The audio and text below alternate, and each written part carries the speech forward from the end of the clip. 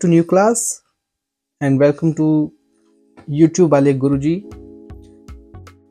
आज की क्लास में हम पढ़ने जा रहे हैं बेसिस ऑफ इंडिविजुअल डिफरेंस, मतलब कि व्यक्तिगत विभिन्नताओं के आधार क्या हैं, किन आधार पे हम जो है वो बोल सकते हैं कि इंडिविजुअली डिफरेंट है एक दूसरे से। तो यहाँ पे एक तो बात आती है इंटेलिजेंस की, फिर इंटरेस्ट की, फिर वैल्यूज़ की, फिर एप्टीट्यूड की, फिर पर्सनैलिटी की कि उसकी पर्सनैलिटी व्यक्तित्व कैसा है। चलिए आइए सबसे पहले हम पढ़ते हैं आईक्यू के बारे में। आईक्यू जैसे आप लोग सभी लोगों को पता भी होगा कि आईक्यू क्या होता है, इंटेलिजेंट क्वोशिएंट, ठीक है, जिससे हम बुद्धि लब्धि भी हिंदी में बोलते हैं। क्या बोलते हैं? बुद्धि लब्धि। तो क्या रहता है इसमें, अब आईक्यू जो है वो कैसे चेक किया जाता है और किस लेवल पे जीनियस बच्चे का आईक्यू कितना होता है, वह सुपीरियर बच्चे का कितना होगा, उस बारे में क्वेश्चन जो है एग्जाम में ज़रूर पूछा जाता है। तो आईक्यू जो है वो क्या है, इंटेलिजेंट क्वोशिएंट है। और अल्बर्ट आइंस्टाइन जो थे वो एक जर्मन बोर्न थियोरेटिकल फिजिक्स थे, जो फिलोसफर थे साइंस के, जिनका जो है एस्टिमेटेड आईक्यू स्कोर जो है 160 पॉइंट्स था। तो स्टैनफोर्ड बिनेट इंटेलिजेंस टेस्ट जो सबसे पहले बनाया गया था स्टैनफोर्ड के द्वारा, तो स्टैनफोर्ड और बिनेट दो इंसान हैं, तो उनके द्वारा ये इंटेलिजेंस स्केल तैयार किया गया जिसमें जीनियस बच्चे का 140 से अबव है, वेरी सुपीरियर का क्वेश्चन पूछा जाता है कि जैसे मान लीजिए डल बच्चे का पूछा जा सकता है, इडियट बच्चे का पूछा जा सकता है कि कितना रहता है, तो बिलो 20 जो है वो उसका आईक्यू रहता है। तो आप इस चार्ट को जो है वो पढ़ सकते हैं आराम से कि कितना कितना जो है वो बच्चे का आईक्यू लेवल रहता है।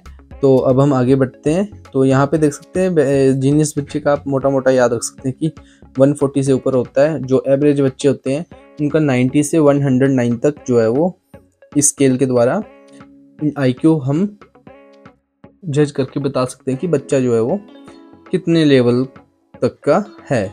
तो जो जीनियस होगा उसका 140 से ज़्यादा होगा। अब आगे देखिए, इंटेलिजेंस शब्द की उत्पत्ति लैटिन भाषा के इंटेलिजियर से हुई है, जिसका अर्थ है टू अंडरस्टैंड। ओके, जिसका अर्थ होता है टू अंडरस्टैंड। इंटेलिजेंस हेरिडिटी से अधिक प्रभावित होती है, ठीक है ना। जितनी हेरिडिटी मतलब अनुवांशिकता से, अगर मान लीजिए आपके फोरफादर अगर कोई इंटेलिजेंट हैं तो आपके अंदर भी वो गुण आ सकते हैं, अनुवांशिकता। अगर किसी की मदर फादर की जो है वो अगर मैथमेटिक्स कमज़ोर है तो हो सकता है कि बच्चों की भी मैथमेटिक्स थोड़ी सी कमज़ोर हो, या किसी की अगर देख सकते हैं कोई अगर पेरेंट्स ज़्यादा इंटेलिजेंट है तो बच्चों के अंदर भी इंटेलिजेंस आती है। तो intelligence is the ability to reason, adapt and to learn. तो ये यहाँ पे जो है वो बोला गया है इंटेलिजेंस को इस वे में।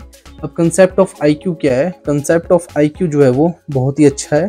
देखिए आईक्यू जो होता है वो क्या होता है, आईक्यू को हम बोलते हैं mental as upon chronological age, mental as upon chronological S multiply by 100। इस बेसिस पे हम जो है वो आईक्यू को कैलकुलेट करते हैं। अब मेंटल एज क्या होती है? मेंटल एज जो होती है वो बच्चे की, मान लीजिए कोई बच्चा है 8th क्लास में, किस क्लास में है? 8th क्लास में है, और वो सॉल्व कर पाता है क्वेश्चन 10th के, ठीक है ना। 8th क्लास का बच्चा है लेकिन वो क्वेश्चन क्या है, 10th क्लास के सॉल्व कर पाता है। तो हम उसकी जो मेंटल एज है वो क्या बोलेंगे, उसकी मेंटल एज कितनी है? 10th 10 साल जो 10th में पढ़ने वाला बच्चा है उसके एज के हिसाब से उसकी मेंटल एज को हम रखेंगे, ठीक है ना। तो यहाँ पे बताया भी गया है कि यदि किसी बच्चे की रियल एज 10 वर्ष है, कितनी वर्ष है? 10 वर्ष है, और उसका दिमाग 12 वर्ष के बच्चे जैसा काम करता है, तो उसका आईक्यू कितना हो जाएगा? देखिए मेंटल एज फिर हम कितने लेंगे? 12 ले लेंगे, और जो उसकी रियल एज है वो 10, 12 upon 10 multiply by 100, 10 1 10, 10 10 100, it becomes 120। Means वो किस में आ गया? वो आ गया हमारे पास वेरी सुपीरियर लेवल के अंदर, ठीक है ना। कितना आ गया? वेरी सुपीरियर लेवल के अंदर, और जीनियस बनने के लिए उसको 140 तक क्रॉस करना पड़ेगा। तो आप इस तरह से जो है बच्चे का आईक्यू टेस्ट कर सकते हैं क्लास बेसिस पे।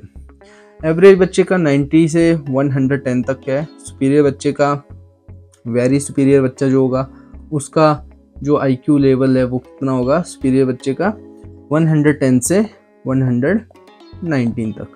तो ये आप याद रख सकते हैं, चार्ट को अगर आप देखना चाहें तो देख सकते हैं।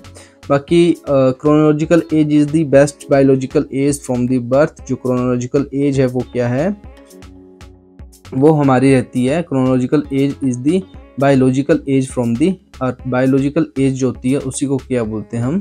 Chronological age. ओके, इसमें साथ में लिखा है 1905 में जो है वो सबसे पहले जो है वो ये बुद्धि परिलब्धि का टेस्ट जो है वो इंटेलिजेंस टेस्ट जो है वो लिया गया था। First intelligence test is taken in 1905। तो ये आप देख सकते हैं 1908 में मेंटल एज का कंसेप्ट जो है वो अल्फ्रेड बिनेट के द्वारा दिया गया था। ये भी इम्पोर्टेंट है। अल्फ्रेड बिनेट के द्वारा जो है वो 1908 में जो है वो क्या दिया गया था, ये मेंटल एज का कंसेप्ट दिया गया था अल्फ्रेड बिनेट के द्वारा। ये याद रखें, इम्पोर्टेंट है। यहाँ पे मैं स्टार लगा देता हूँ इसको, ठीक है ना। अब 1912 में कंसेप्ट जो विलियम स्टेम ने द्वारा दिया गया था आईक्यू का, 1912 में जो विलियम स्टेम के द्वारा दिया गया था। ये दो चीज़ें याद रखें, और अल्फ्रेड बिनेट का नाम भी याद रखें। और बिनेट अभी जो हमने स्केल पढ़ा Alfred beneath Stanford beneath scale, तो ये भी 1908 में ही डेवलप किया गया था। बाकी अब आगे सृजनात्मक और बुद्धि, क्रिएटिविटी और बुद्धि लब्धि क्या चीज़ है इसके बारे में पढ़ते हैं कि जो हमारी क्रिएटिविटी है और जो इंटेलिजेंस है, इन दोनों में कौन बेहतर है। क्या क्रिएटिविटी ज़्यादा बेहतर है आईक्यू से, या आईक्यू ज़्यादा बेहतर है क्रिएटिविटी से। सृजनात्मकता और बुद्धि के बारे में अब हम पढ़ेंगे कि सृजनात्मकता और बुद्धि क्या है। तो जो सृजनात्मकता और बुद्धि है इसके बारे में देखिए, researchers have found that the relationship between the creativity and intelligence is positive. इन दोनों के बीच में रिलेशंस बहुत ही गाढ़ा रहता है और बहुत ही सकारात्मक पॉजिटिव रहता है। टर्मैन ने जो है वो 1920 में ये पता किया था, found that the person with high IQ level were not necessary be creative. मतलब कि टर्मैन जो थे एक साइकोलॉजिस्ट थे, और इन्होंने कहा कि ज़रूरी भी नहीं है कि अगर किसी बच्चे का जो है वो, कोई बच्चा जो है अगर वो आईक्यू उसका अगर अच्छा है तो ये ज़रूरी नहीं है कि वो क्रिएटिव भी हो। Creativity doesn't depend upon the IQ level. Okay, तो जैसे कि हमारी क्लास में भी था, एक मैथ में बहुत ज़्यादा तेज़ लड़की थी, बट साइंस एग्जीबिशन के लिए एक ऐसा लड़का आता था जिसका मैथ उतना ज़्यादा शार्प नहीं होता था। तो यहाँ पे आप देख सकते हैं कि उसके अंदर क्रिएटिविटी थी और वो साइंस के प्रैक्टिकल्स काफ़ी अच्छे कर लेता था। तो अर्थात हर एक हाई आईक्यू वाला बच्चा रचनात्मक हो आवश्यक ही नहीं है, ठीक है ना। तो क्रिएटिविटी के तत्व क्या है, FFOE, फ्लुएंसी, धारा प्रवाह, फ्लेक्सिबिलिटी, ओरिजिनलिटी एंड इलेबोरेशन, विस्तार करना उसका। तो ये क्या है, क्रिएटिविटी के तत्व हैं, आप याद रख सकते हैं FFOE। ओके, FFOE, तो इनको आप रिमेंबर रख सकते हैं। अगर आप आगे देखिए, गिलफोर्ड ने थिंकिंग को 2 भागों में प्रस्तुत किया था। गिलफोर्ड, एक JP गिलफोर्ड बहुत ही बेहतरीन साइकोलॉजिस्ट, उन्होंने बताया कि किस तरह से थिंकिंग जो है हमारी काम करती है। तो यहाँ पे हम JP गिलफोर्ड के बारे में पढ़ेंगे। JP गिलफोर्ड कौन, JP गिलफोर्ड ने थिंकिंग के 2 भागों में प्रस्तुत किया है, एक डाइवर्जेंट थिंकिंग और एक कन्वर्जेंट थिंकिंग। डाइवर्जेंट थिंकिंग और कन्वर्जेंट थिंकिंग को आप ऐसे समझ सकते हैं, डाइवर्जेंट मतलब कि अब सारी सोच, अब सारी मतलब कि ओपन एंडेड, जैसे कोई एक पॉइंट है वहाँ से हमारे पास बहुत सारी थॉट्स आ रहे हैं और हम उन थॉट्स को क्या कर रहे हैं, एक जगह इस तरह से वो स्ट्राइक कर रहे हैं जाके, ठीक है। ये तो आगे डाइवर्जेंट मतलब कि एक सोर्स से ऐसे विक्षेपित होना किसी चीज़ का। कन्वर्जेंट का मतलब होता है बहुत सारे सोर्सेज से हमारे पास थॉट्स आ रहे हैं और हम उनको क्या कर रहे हैं, एक सिंगल पॉइंट पे क्या कर रहे हैं, उसको रख लिया, मतलब कि एक सिंगल सॉल्यूशन निकाल रहे हैं उसका, सिंगल सॉल्यूशन। और यहाँ पे क्या आ रहे हैं हमारे पास, मल्टीपल सॉल्यूशन। तो यहाँ पे लिखा भी है, क्या है ये, ओपन एंडेड है, रिलेटेड टू क्रिएटिविटी है, आउट ऑफ द बॉक्स है और मल्टीपल सॉल्यूशन के साथ ये काम करता है। कन्वर्जेंट थिंकिंग जो है वो क्लोज्ड एंडेड होती है, ये देखिए ये एंड क्या है, क्लोज कर रहे हैं यहाँ पे। रिलेटेड टू इंटेलिजेंस होती है, इंटेलिजेंस से रिलेटेड होती है। MCQ सॉल्व करने में, जैसे मान लीजिए अगर आप कोई MCQ सॉल्व कर रहे हैं तो उससे रिलेटेड है, एक ही मतलब कि मान लीजिए आप MCQ सॉल्व कर रहे हैं, ठीक है ना, वो एक क्लोज एंडेड मतलब कि टाइप के क्वेश्चंस होते हैं, उसमें से हमारे पास ज़्यादा नॉलेज हमारे पास बिल्डअप नहीं होता है, लिमिटेड सॉल्यूशन रहते हैं, ठीक है ना। तो अब आगे आ जाते हैं, हम चलते हैं, बात करते हैं गिफ्टेड चिल्ड्रन की। और अगर आप दोनों से पूछा जाए कि इन दोनों में कौन सा बेस्ट है, ये बेस्ट है या ये बेस्ट है, तो आप कमेंट कर सकते हैं कि आपको क्या लगता है, डाइवर्जेंट थिंकिंग ज़्यादा बेहतर है या कन्वर्जेंट थिंकिंग ज़्यादा बेहतर है। और इसमें ऐसा भी नहीं है कि भाई रिलेटेड, अगर ये इंटेलिजेंस से रिलेटेड है तो जिसका IQ लेवल ज़्यादा होगा तो वो यही रखेगा। कई बार ये बदलता रहता है, समय के साथ जो है वो कन्वर्जेंट और डाइवर्जेंट थिंकिंग हमारे अंदर डेवलप होती रहती है। हम ऑल द टाइम एक ही तरह की थिंकिंग के साथ नहीं क्वेश्चंस को टैकल करते हैं, या कोई भी चीज़ हमारी लाइफ में हो उसको हम उस तरह से टैकल नहीं करते हैं। आगे पढ़ते हैं, आगे पढ़ेंगे हम अब गिफ्टेड चिल्ड्रन के बारे में कि एक गिफ्टेड चिल्ड्रन क्या होता है। Gifted children are those who have IQ level more than 140 plus, ठीक है ना, जिसमें हम सबसे पहले बात कर रहे थे अल्बर्ट आइंस्टाइन जी की, जिनका 160 जो था वो सुपर जीनियस आप बोल सकते हैं, ठीक है ना, 160 के अब सुपर जीनियस 140। तो इंटेलेक्चुअल ब्राइट होते हैं, ठीक है ना, इंटेलेक्चुअली ब्राइट होते हैं, 140 बौद्धिक रूप से उज्जवल होते हैं, जैसे एग्जांपल दिया है यहाँ पे आइंस्टाइन जी का। ओके, टैलेंटेड होते हैं लाइक सचिन तेंदुलकर, क्रिएटिव होंगे MS हसन की तरह। गिफ्टेड चिल्ड्रन को समृद्ध पाठचर्या एनरिचमेंट करिकुलम की आवश्यकता होती है, जिनमें से उनके इंटरेस्ट के अकॉर्डिंग चैलेंजेस टास्क कंटेंट्स हो, ठीक है ना। तो उनका एक जो है वो पाठ्यक्रम बहुत ही खुला हुआ होना चाहिए, उनके पास एक्सेस मटेरियल होना चाहिए रीड करने के लिए। इंटेलेक्चुअली ब्राइट बच्चों को हाई ऑर्डर थिंकिंग क्वेश्चंस जो है वो करने चाहिए, और जैसे ऐसे कंटेंट्स जो उनके रीडिंग में शामिल करने चाहिए। इसके बाद आता है हमारे पास इमोशनल इंटेलिजेंस, सांवेगिक बुद्धि। ये तो अभी हम बात कर रहे थे किस चीज़ की, जो हमारे पास है क्रिएटिविटी और इंटेलिजेंस की। क्रिएटिविटी के ऊपर बात कर रहे थे, ठीक है ना, इंटेलिजेंस के ऊपर बात। अब इसमें एक और फैक्टर आ गया हमारे पास जुड़ के यहाँ पे, इमोशनल इंटेलिजेंस। क्या आ गया? Emotional intelligence. क्या आ गया? इमोशनल इंटेलिजेंस, सांवेगिक बुद्धि। और प्रथम सेलोवे ने और मेयर ने इंट्रोड्यूस की थी। सेल्वे ने और मेयर ने इसको इंट्रोड्यूस किया था। इमोशनल इंटेलिजेंस नामक बुक को डैनियल गोलमैन ने लिखा है, याद रखें, इंपॉर्टेंट है। डैनियल गोलमैन, कौन? डैनियल गोलमैन ने जो है वो लिखा है किसको? इस बुक को, जिसका नाम है इमोशनल इंटेलिजेंस। ओके, चलिए आगे बढ़ते हैं। अब यहाँ पे इमोशनल इंटेलिजेंस का अर्थ है कि हमें अपने इमोशंस को कंट्रोल कर पाएं और सही जगह पर, सही समय पर, सही तरीके से और सही मात्रा में जो है वो हम क्या कर सके, इनका यूज़ कर सके अपने इमोशंस का। उसी को बोलते हैं इमोशनल इंटेलिजेंस। मान लीजिए अगर आपको किसी ने कुछ बोल दिया और आपको एकदम से आ गया गुस्सा और आपने कर दिया वहाँ पे रिएक्ट गलत, तो आपके साथ क्या हो जाएगा? आप किसी को कुछ ना कुछ हानि पहुँचा दोगे और उसके बाद क्या हो जाएगा? आपका सत्यानाश हो जाएगा। तो इसलिए जो है वो गुस्से पे कंट्रोल रखना बहुत ही ज़रूरी है, गुस्से पे कंट्रोल रखना बहुत ही ज़्यादा ज़रूरी है। तो इमोशनल इंटेलिजेंस हमें यही बताता है। और एरिस्टोटल के द्वारा एक बहुत ही बेहतरीन लाइन ये बोली गई है कि anybody can become angry, that is easy, but to be angry with the right person and to be right degree and right time and for the right purpose and in the right way, that is not within everybody's power, that is not easy. Okay, ये किसी के बस में नहीं है कि हम किसी इंसान के साथ गुस्सा दिखाएं, एक लेवल में दिखाएं, एक डिग्री में दिखाएं, लेकिन ये हमारे बस में नहीं है, ठीक है ना।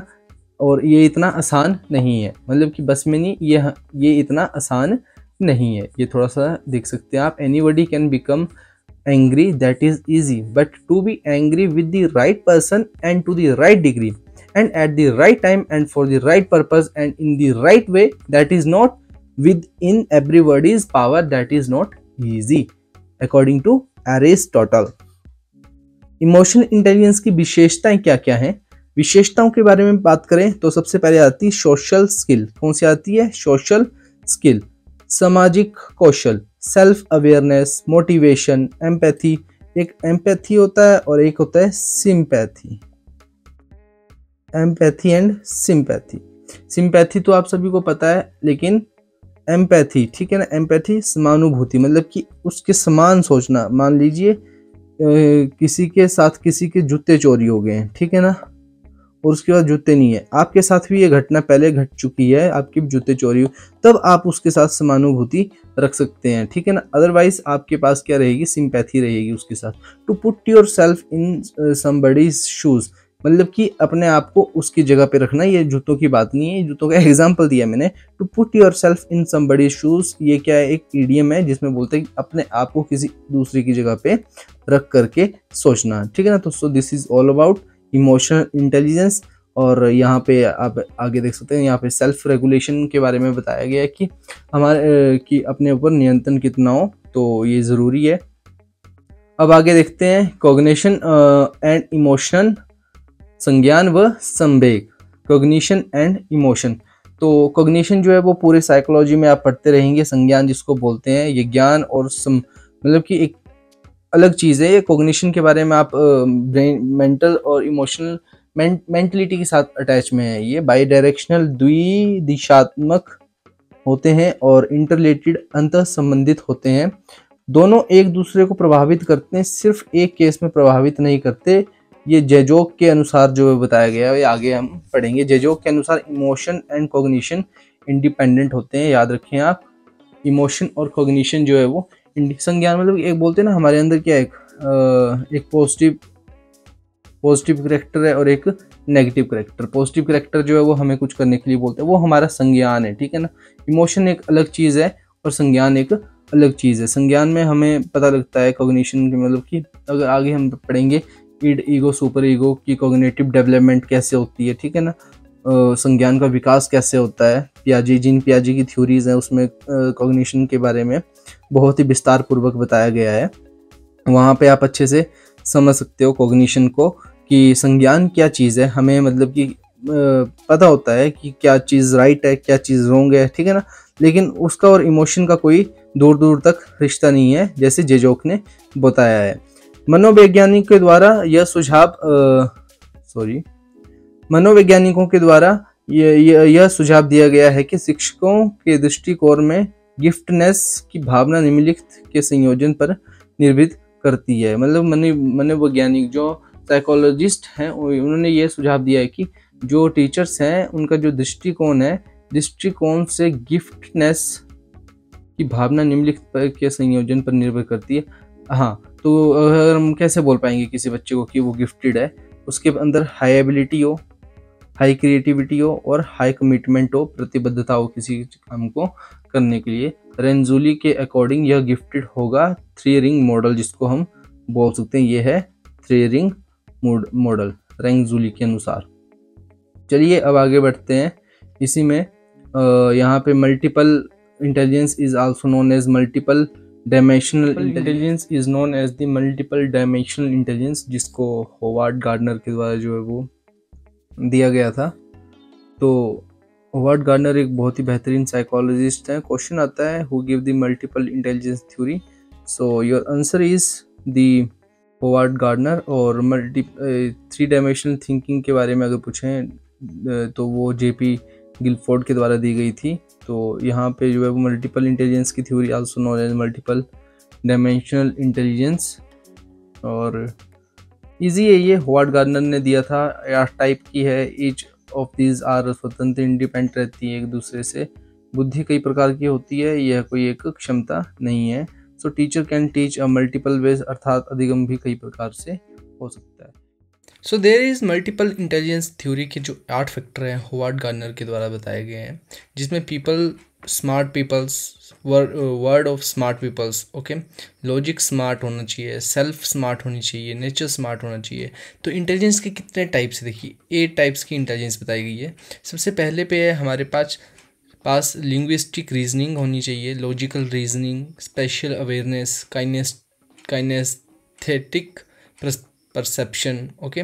तो इस तरह से ये चार्ट दिया गया है, आप इस चार्ट को याद कर सकते हैं और स्क्रीनशॉट ले सकते हैं। बाकी ये चार्ट आपको अदर वेबसाइट्स में भी मिल जाएंगे, क्रोम ब्राउज़र में, किसी भी ब्राउज़र में आपको ओपन करके मल्टीपल इंटेलिजेंस से रिलेटेड ये सारी जानकारी मिल जाएगी। तो ये चार्ट बहुत ही इंपॉर्टेंट है। और मल्टीपल इंटेलिजेंस की थ्योरी किसने दी थी? होवार्ड गार्डनर के द्वारा दी गई थी। तो ये थोड़ा सा आप देख सकते हैं कि जैसे विजुअल पिक्चर स्मार्ट लेना, तो ये अलग अलग तरह की जो है वो इंटेलिजेंस, मल्टीपल इंटेलिजेंस, मतलब कि अलग अलग प्रकार है बुद्धि के, ठीक है ना। किसी को म्यूज़िक में शौक है तो वो म्यूज़िकली स्मार्ट है, किसी को मतलब खेलना अच्छा लगता है, जैसे विराट कोहली सर है, ठीक है, उनकी गेम अच्छी है तो वो क्या है, काइनेस्थेटिक बोल सकते हैं आप, उनकी बॉडी जो है वो उस तरह से वर्क करती है, ठीक है, उनकी स्किल्स वैसी है। इंटरपर्सनल स्किल मीन्स कि अपने आप एक दूसरे से बात करना। फिर एक आती इंट्रापर्सनल स्किल, अपने आप में सेल्फ स्मार्ट होना, ठीक है ना। फिर विजुअल पिक्चर, स्मार्ट पिक्चर्स को कैप्चर करना, विजुअल्स डिजिटल में आप बोल सकते हो इस चीज़ को। मैथमेटिकल वे में लॉजिकली स्मार्टनेस होना।